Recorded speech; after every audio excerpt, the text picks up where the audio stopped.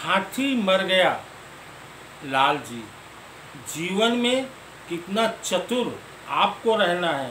राजा महाराजाओं को शौक और प्रेम दोनों में अजीब होते हैं, परंतु यह अजीब उनकी किस्मत बदल देती है। एक राजा के पास सबसे चहेता जानवर हाथी था, जो हमेशा उसके रथ के साथ चलता था। लेकिन समय के साथ उम्र साथ काफ़ी कमज़ोर व वृद्ध हो गया।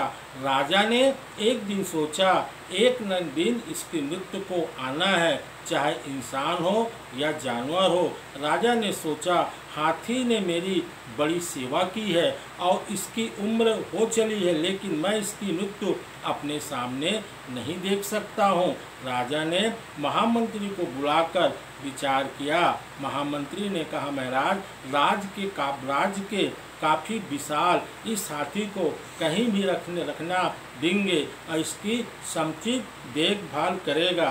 राजा ने कहा, ठीक है, मुझे इसकी हर पल की सूचना मिलना चाहिए, साथ में हाथी मरना भी नहीं चाहिए। इसके मरने की सूचना जो लाएगा उसे मृत्युदंड दिया जाएगा, और कोई इसकी सूचना नहीं देगा तो पूरे गांव को सजा मिलेगी। यह राजा ने महामंत्री को आदेश दिया। महामंत्री ने उस हाथी को लेकर गांव पहुंचा। गांव वाले बहुत खुश हुए और बोले, चलो राजा नहीं तो कम से कम राजा के हाथी का दर्शन हुआ। सभी गांव वाले हाथी का देखभाल की हामी भर दी। मंत्री ने राजा को ऐलान सुना दिया। राजा का ऐलान सुनकर गांव वालों ने महसूस किया, राजा का हुक्म था सभी गांव वाले तन मन से हाथी की देखभाल करना। एक दिन वो आया कि हाथी मर गया। गांव वालों के सामने पहाड़ जैसा संकट खड़ा हो गया। हाथी के मरने पर राजा मरने की खबर देने जो जाएगा उसको मृत्यु दंड मिलेगा, और कोई नहीं कहा गया, सचमुच पूरे गांव को सजा मिलेगी। और इस पर जब गांव पर जब चर्चा चली तो इस पर कोई उसकी बातों में सहमत नहीं हुए। तब उसी गांव पर एक लाल जी नाम का रहता था, जो राजा का भूतपूर्व दीवान था और रिटायर हो गया। लाल जी ने गांव वालों से कहा, हाथी की मरने की खबर लेकर मैं जाने को तैयार हूँ। यदि मेरे परिवार की जिम्मेदारी कौन लेगा? मुझे अभी अपनी बेटियों की शादी विवाह करना है। समस्त ग्रामवासी एक होकर लाल जी की चिंता को दूर कर दिए और उसकी व्यवस्था की तैयारी कर दिए। अनंत फनन सब मिलकर काफ़ी धन दौलत एकत्र करके लाल जी को सौंप दिया। लाल जी जाने को तैयार हुआ। तब लाल जी की पत्नी ने लाल जी को अपनी जान जोखिम में डालने में मना किया। लाल जी ने अपनी पत्नी से कहा, तुम चिंता मत करो, मुझे कुछ नहीं होगा, तुम इन बेवकूफ़ों के चक्कर में मत पड़ो। अभी गया और अभी आया। लाल जी पहले दीवान थे, राजा सहित लाल जी से परिचित थे। लाल जी राजसभा पहुंचकर राजा को प्रणाम किया और सौजन्य से लाल जी का हाल चाल पूछा।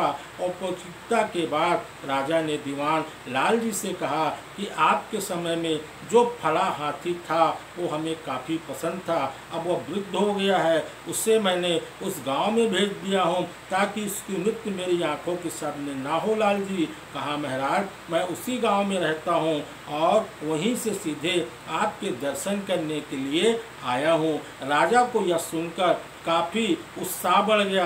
लाल जी उसी गांव से आ रहे हो जहां उसका प्रिय हाथी है? राजा ने कहा, लाल जी क्या हालचाल है? हाथी सब कुछ ठीक है। लाल जी ने कहा, हाथी बेचारा चुपचाप पड़ा है, पूरा गांव उसके चारों तरफ खड़ा है, सभी गांव वालों की आंखों में आंसू बह रहे हैं। हाथी के सामने खाना रखा है तो हाथी खाना खाता नहीं है, न पानी पीता है, न सूंड हिलाता है, न पूंछ हिलाता है, न सांस लेता है। बेचारा मस्ती में चुपचाप पड़ा है। तभी राजा के मुंह से निकला क्या? राजा ने कहा इसके मायने में हाथी मर गया है। लाल जी ने कहा मैं नहीं कहूँगा, ये आप कहो। राजा ने अभी जो बातें आपको बताई है उसका निष्कर्ष यही है, हाथी मर गया है। लाल जी ने कहा मैंने नहीं कहा, ये शब्द नहीं बोलूँगा, आप कहो। उसके बाद राजा ने लाल जी के अक्ल दिमाग की तारीफ की और अपनी राजसभा में उचित इनाम देकर विदा किया। अगर यह शिक्षाप्रद वीडियो आपको अच्छा लगता है इसे लाइक करिए, शेयर करिए और नीचे लाल बटन को जरूर दबाइए। ओम साईं राम।